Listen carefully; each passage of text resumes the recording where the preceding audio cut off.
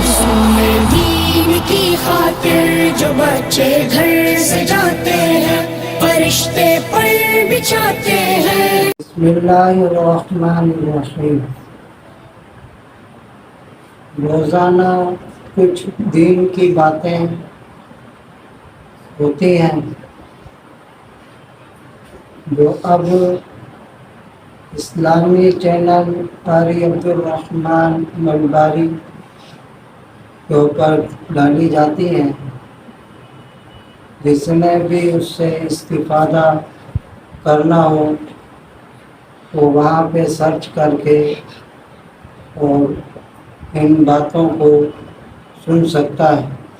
اللہ رب العزت ان باتوں کو ہم سب کے لیے دنیا آخرت دونوں جہانوں میں خیر و بھلائی کا ذریعہ بنائے اور آخرت میں ذریعہ نجات بنائے۔ آج علم کے اوپر کچھ باتیں کرنے کا ارادہ ہے۔ علم جو ہے وہ روشنی ہے، علم نور ہے۔ علم حاصل کرنے کے لیے جب بندہ گھر سے نکلتا ہے تو اللہ رب العزت کے نورانی فرشتے اس کے پیر کے نیچے پر بچھاتے ہیں۔ ایک بزرگ ہیں، ابھی قریب میں ان کا انتقال ہو گیا، نام میرے بھی ذہن سے نکل گیا۔ وہ ضعیف تھے اور ان کو ویل چیئر کے اوپر جو ہے سبق پڑھانے کے لیے اوپر والی منزل سے نیچے والی منزل پر لایا جاتا تھا۔ مدرسے والوں نے کہا کہ بھائی یہ طلبہ ہیں، اوپر سے ویل چیئر سمیت نیچے اٹھا کے لے کے آتے ہیں، ایسا نہ ہو کسی طالب علم کا پیر پھسل جائے اور وہ گرا دے، آپ کو نقصان ہو جائے۔ تو جو ہے آپ کے لیے لفٹ لگا دیتے ہیں، لفٹ لگا دیتے ہیں تاکہ اوپر جانا اور نیچے آنا آسان ہو جائے۔ انہوں نے تعجب سے یہ بات کہنے والوں کو کہا کہ آپ نے حدیث پاک نہیں سنی؟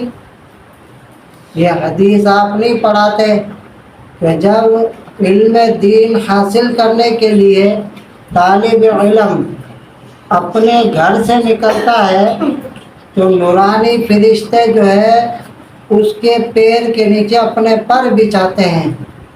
جن طالب علموں کے پیر کے نیچے نورانی فرشتے پر بچھائے ان کا پیر کیسے پھسل سکتا ہے؟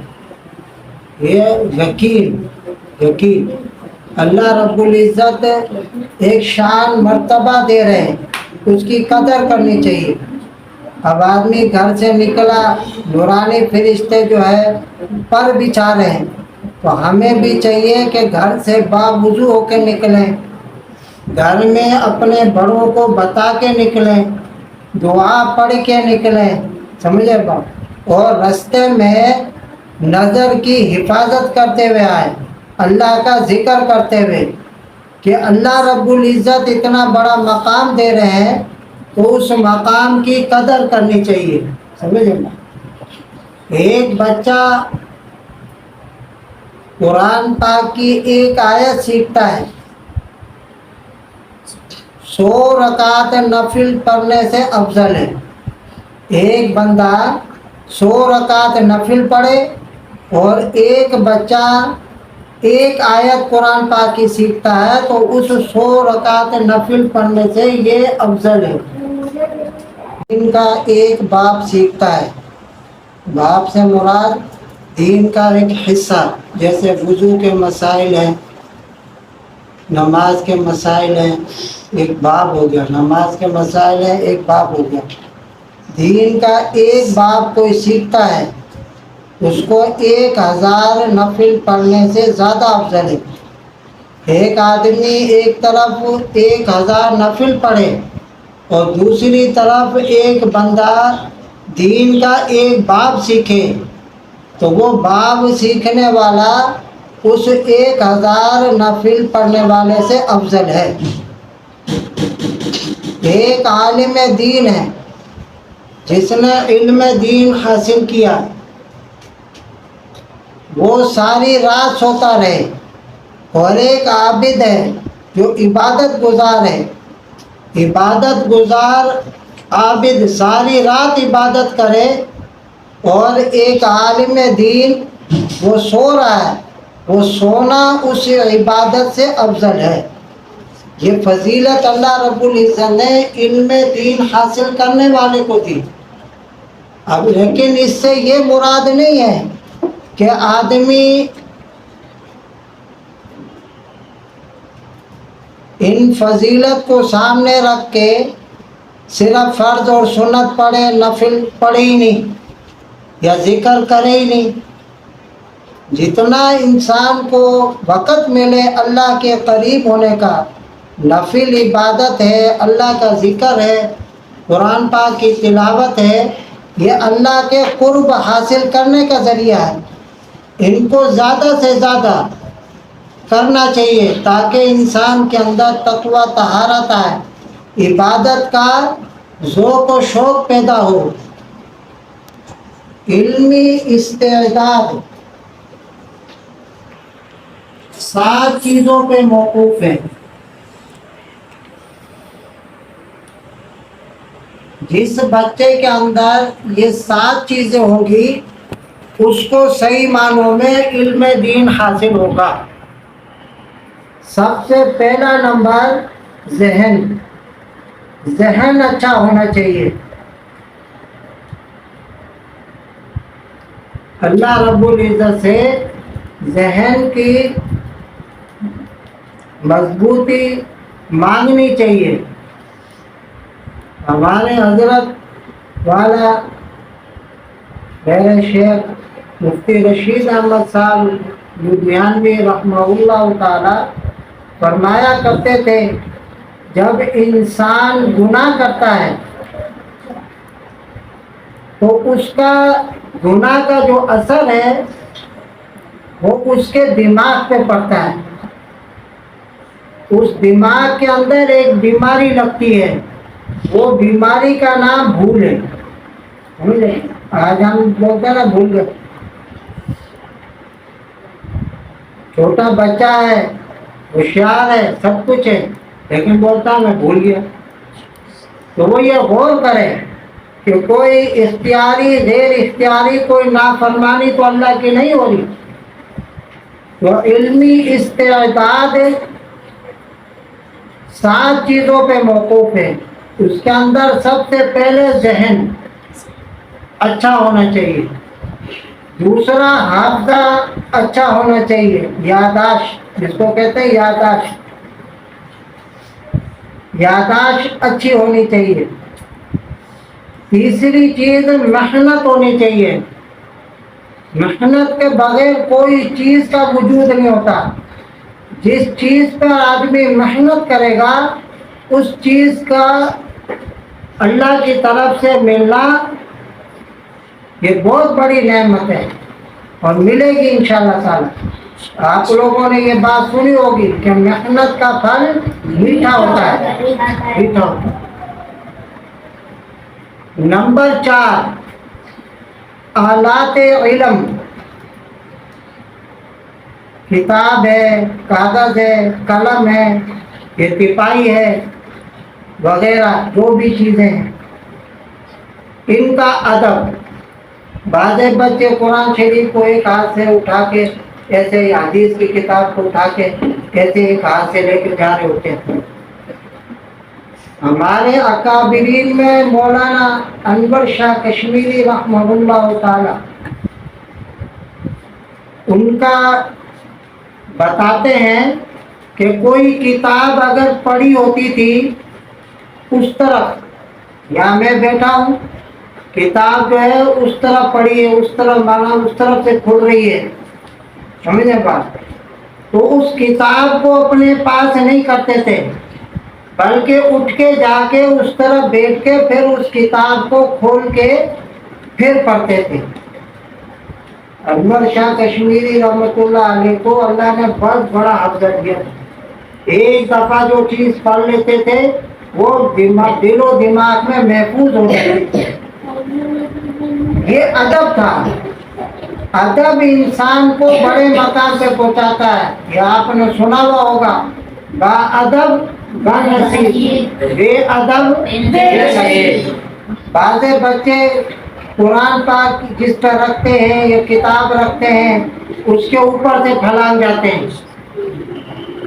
بعض بچے لکھتے ہیں، کاغذ پہ لکھتے ہیں، اس کاغذ کو ایسے کھڑو کھڑو کے ڈسٹ بین میں ڈال دیتے ہیں، ادھر ہی کچرا ہے گندا اسی میں ڈال دیا، یا کوئی اس کا جہاز بنا کے اڑا دیا۔ سمجھے بات؟ سمجھے بات؟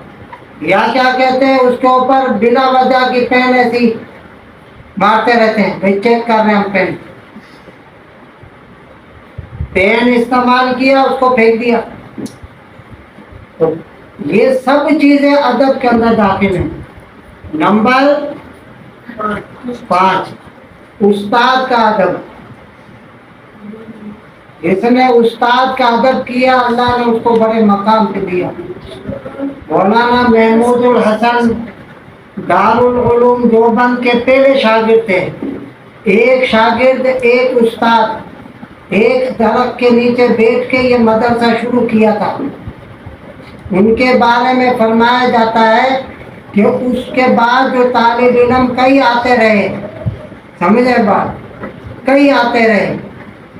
فرمایا کہ جب درس ہوتا تھا تو ان کے ساتھی نیچے دیکھتے تھے، ان کے ساتھی نیچے دیکھتے تھے، توجہ نہیں ہوتی تھی۔ اور محمود الحسن اپنے استاد کے چہرے کو دیکھتے تھے، توجہ سے بات کو سنتے تھے کہ بات کیا کہی جا رہی ہے۔ سمجھے بات؟ اللہ رب العزت نے ان کا نام رہتی دنیا تک چمکا دیا۔ سمجھے بات؟